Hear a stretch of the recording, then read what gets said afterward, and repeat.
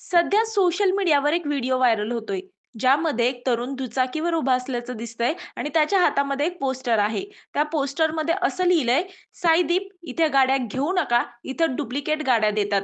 असं लिहिलेलं पोस्टर हातात घेऊन हा तरुण दुचाकीवर उभा असल्याचं दिसत आहे. या व्हिडिओमध्ये दिसतंय की सातारा रोडवर असलेल्या साईदीप या हिरोच्या शोरूममध्ये डुप्लिकेट गाड्या देत असल्याचा आरोप हा तरुण करत असून, त्याने या शोरूममधून एक गाडी विकत घेतली होती आणि त्यानंतर त्याची फसवणूक झाल्याचा दावा त्याने या व्हिडिओमध्ये केलाय.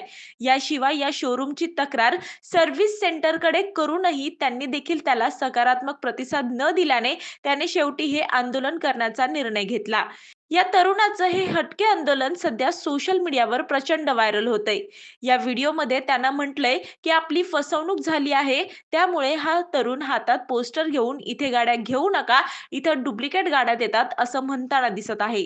तसंच या शोरूममध्ये जाणाऱ्या नागरिकांनाही हा तरुण आवाहन करतोय की इथून गाड्या घेऊ नका, हे डुप्लिकेट गाड्या देतात.